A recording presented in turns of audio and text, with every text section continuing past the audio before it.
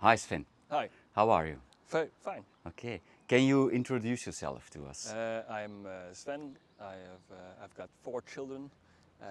I'm a teacher and a mechanic, Okay, a bicycle mechanic? bicycle mechanic. Okay, so but it's not your full-time job? No, I just work 1 day in a week to help somebody out.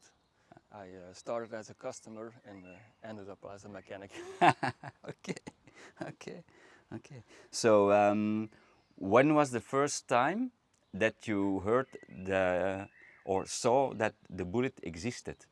I heard of a colleague of mine who went to the bicycle shop where I work now, who told me about the existence of the Bullitt because I was looking for something to transport stuff, children, and something electric because I have a really bad back and I almost can't cycle with a normal bicycle. So I needed an electric cargo bike, and that's about almost 10 years ago. So. Yeah, okay. And is this your first Bullitt bike? This is my fourth. The fourth, okay. Fourth Bullitt bike. And in how many years?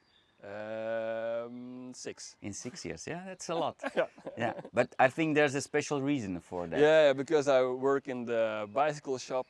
Every year I take a new bicycle because it's used as a demo bike for the bicycle shop.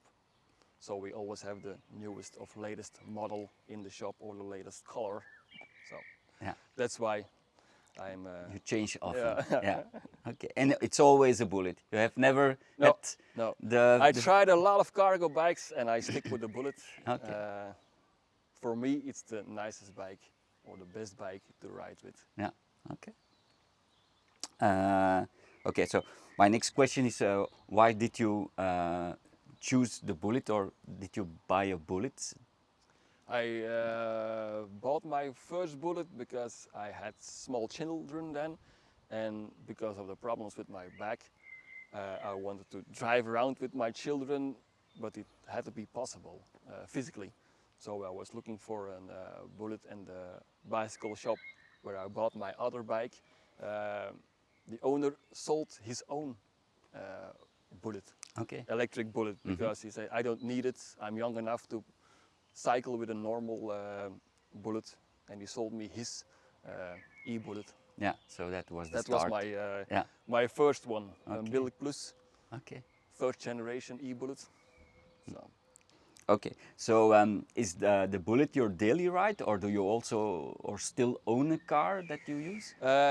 We own a car because my wife needs the car for a job. She's a caretaker and she needs to go to families at their home, and they're about 40-50 kilometers away, so we really need the car. And because of the 4 children, if you want to go somewhere, we use the car.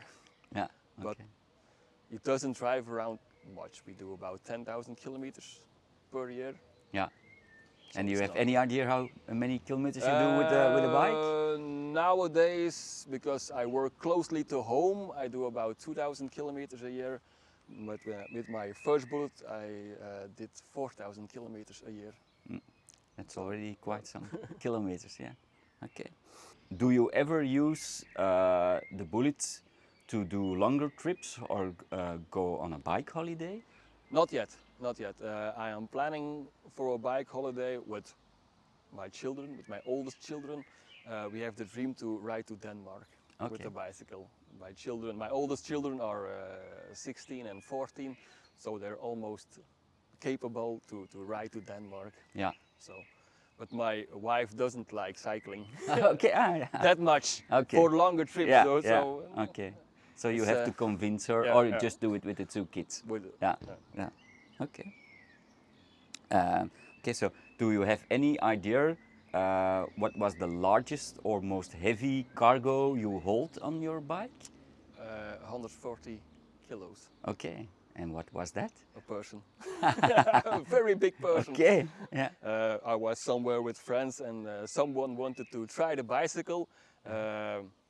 Someone in the cargo place you weighed about 140 kilos and the driver was about 120 kilos. Ooh, yeah, that's So there was quite a extreme. lot of there was a lot of weight on the bike, and it when they came back from their ride, they thought it was very good and it ride very well, even with that heavy load. Yeah, and the bike survived because it's not the normal No. load Normally you it's should use. 180 kilos. Yeah. So, So it it exceeded was, that much. Yeah. Okay. So it proves it's a very strong bike. Yeah.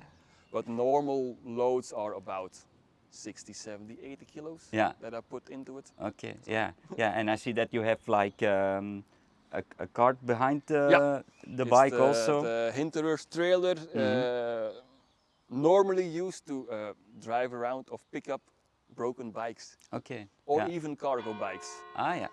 I use it often to pick up broken urban arrows like that to put behind it. Yeah. Okay. It's the easiest way Yeah. to pick up bikes in the city. Yeah. Because if you have to drive around with a trailer on a car or a big van, it's not easy to park, and I can park everywhere. Yeah. Okay. We'll have a closer look later on. Okay. So I think which this is the latest This model is the latest of, generation. Yeah. It's built in 2021. Yeah. So okay. And it's an EP600 or EP800? E6100. Yeah. Because I like the E6100 because it's the quietest motor. Okay. The EP800 is more powerful, but it makes a lot of noise. Makes a lot of noise. Yeah. And in the first years you can only get it with derailleur. Now it's possible to with the Nexus 5, but I never drive with derailleur. I don't like to ride with the derailleur in the city because if you stop, you can't, you can't change gears. So you go for internal gears. And no belt. Yeah. You use a chain, no belt. Yeah. Because my children sometimes climb on the bike. And it's too dangerous with the belt. So as long as they climb on the bike, I will drive with a chain. Okay, Sven. So let's have a closer look at your bike. Maybe we can do it as in every video. We start in the front, and then we move backwards and check all the stuff that's on your bike. Okay. So let's go in the front. So is there something not stock on the bike? The tires. The tires. I use one size bigger tires. Okay. For the comfort. So I have 50mm tires. So I can drive around with a little less pressure to flatten out the cobblestones. Yeah. And I really like it. Yeah. It handles very well with just one size bigger. Yeah. Okay. So you don't use a damper or a visco set on the bike? No. No. You don't need it, or it's no. Okay. So and then let's move to the cargo bay. So the panels are also Larry versus Harry? Yeah. Yeah. And then you have also the stock foldable seat. Stock foldable seat, yeah. It's about 6 years old now. And it still functions very well. Okay. And I use the sidebars of the canopy. I drove around 5 years with the canopy, but my children are too big to fit in the canopy. They don't fit underneath them anymore. Yeah. So now I use the sidebars, and I'm building a big wooden box from about 60 centimeters wide to put the children in, because they're 7 and 5 years old. So they're a little bit bigger. And it's too tight now. Yeah. Okay. So now you don't take them both anymore on the bike. Yes. It's but it's just a little bit snug, but they fit. It's still possible. Okay. And then we'll check out the handlebar. I think the most of it is stock, but I see these things are not blinkers, stock. The blinkers, blinkers just for safety in the city in the autumn and the winter period. so I can keep my hands on the handlebar and people can see where I'm going. Yeah. Just pure for safety and visibility. The grips are ergons, leather ones, because I don't like the plastic, The rubber. the rubber ones, because they get really sticky in summer. Yeah. And you don't have the problem with the leather ones. No. And handlebars are also something aftermarket. Okay. They're not stock Not handlebars. stock. Okay. Because the cruiser bar is, I think it's too narrow to drive around, and the flat bar is too wide for me, and especially for my wife, because she is a lot smaller as me and she also drives this bike. Yeah. That's why I have some wider handlebars with a little band back, and I like the wide bars. They give a lot of control in the city. Yeah. So it's a little bit like a mountain bike. You have a lot of leverage on the handlebars. Yeah. Okay. And then we can move to the seat post, because that's something special too, I think. Yeah. Eh? Yeah. It's the Cane Creek Tudbuster suspension seat post. Okay. Especially for my bad back. Yeah. So I get a little bit of damping when driving over the bumpy roads of the city. Yeah. And I like it a lot. Yeah, so it's like the tires, and then the seat post gives you the extra comfort. Because it's a really rigid bike, so I need to look for comfort in another way. Yeah, yeah, okay. And another saddle, because of the stock saddle is far too hard. Yeah, it's quite hard. Yeah. You have an internal gearing hub. Yep. So which one is it? It's the Nexus 5. Standard hub. I like it. I used to drive with the 8-speed, but there were too many gears. The half it you don't use it, and it wasn't very stable. I had a lot of problems with that it slipped out of the it slipped gear. out of the gear. Yeah. This one also does it sometimes. Yeah. It still is a problem with the Di2 gears. Yeah. That sometimes you. I have the same. I have the first generation e-Bullitt.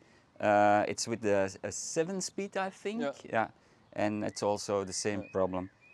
Every 1500 kilometers, I will take it apart. Yeah. And I will dip it in oil and put it back together. Yeah. And I really pay attention when I shift gears. Yeah, that you I stop not too fast. Not too fast. I will not drive in automatic because you don't feel it when it changes. Yeah. Okay. I would really like to see an E6000 with the roll-off.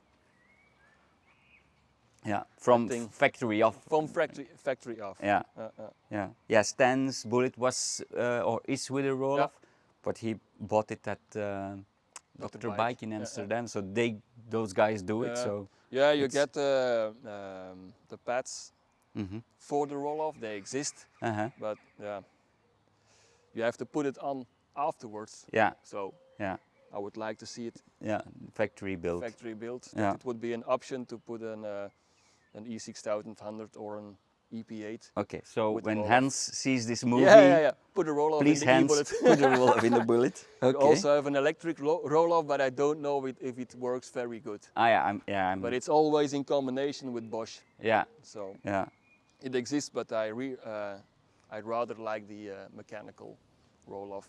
Yeah. Because now with the 5-speed, I think the first gear for me is a little bit too big. When I'm really heavy loaded, it's too hard to get start. Moving. And I don't want to drive in high always when I'm heavily loaded. Yeah. So I think I'm gonna change the sprocket behind to 1 or 2 sizes bigger, just to have a little bit more smaller first gear. Yeah. Okay. So, and a bigger battery. And a bigger battery. Yeah. Does that exist? No, it exists for Shimano, but not from Bullitt. Okay. So Shimano makes those batteries in 500 and I think even 600 But then you have watts. to buy it aftermarket. Yeah. And for long trips, I would like a bigger battery. Yeah, yeah, yeah. If you move around in the city, most distances are quite short. They're but quite if you short. live more outside the city, Yeah, but then I really want to drive 1, 2, 3, 4 hours with the bike. yeah, And then, or go a couple of days away. yeah, And then you need some more yeah. Then you battery should, capacity. yeah, or a second one. Yeah, yeah, yeah. But then it's extra weight, of course. Yeah.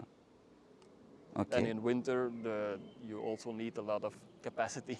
Yeah, yeah, when it's because very then it's cold. colder. Yeah, yeah. Then it gets okay. So yeah, maybe one other question. So it's a thing I ask every bulletier I interview. So if like money was no object, how would your dream bullet would look like? If would it be different from this one, or what would be the ultimate bullet for you? I would take another color because I really like this color, but it's a hell to maintain. Okay. You can see anything on this color, so I would like a raw electric bullet with a roll-off. Okay, so that would be the ultimate one. Yeah. And then with the features, the seat post and the other handlebars that are on this that already are on this bike. But an electric one in raw, bigger battery and roll-off. Yeah. Okay. So Hans. Remember this. Yeah, remember this. And then you have also some bags and a carrier on the back. It's not a stock carrier, it's a ragtime carrier. On every bike I use a different kind of carrier just to test out what do I like. Yeah. Because you need a carrier that is positioned a little bit backwards, otherwise your foot will hit the bags.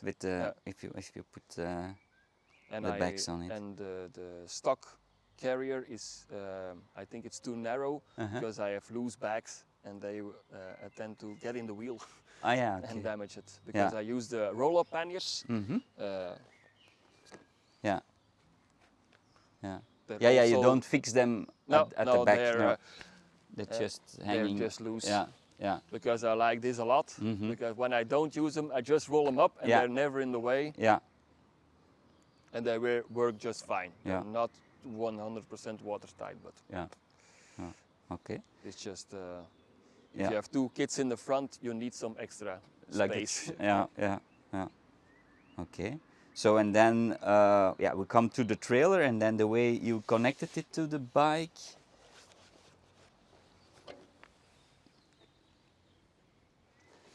It's the axle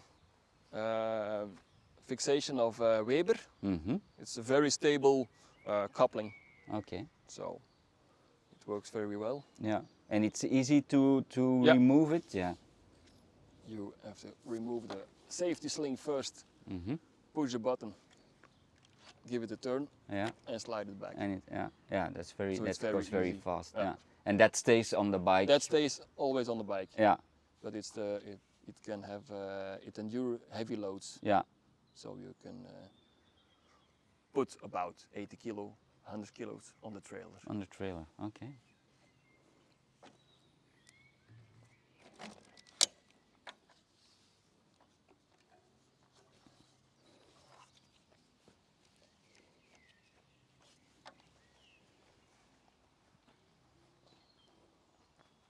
So when you use the trailer only for your work? No, I use it to go to the store also. Yeah. If I need bigger pieces of wood or I need some rebar to build something, I use the trailer to to hold the stuff. to hold the stuff. Yeah. Or go to the container park. Yeah. I also use the trailer. That's easy. Yeah. I try to use the bike for everything. Yeah. If it's possible within inside the weight limits, then I will try to use the bike. Yeah. Okay. Yeah, and the seats always stays on the bike. You don't remove it, so that's why you use the trailer. Yeah. It's quite a job always to remove the seat. Yeah. I'm thinking about, I saw it in the video of Stan. He used the nuts. The nuts. So maybe I'm gonna put a wooden box on with that kind of nut, so you can change it. Change it and you fast. can do it as in the video. You push fast forward, and it goes even faster. Okay. Okay, thanks Sven. You're welcome.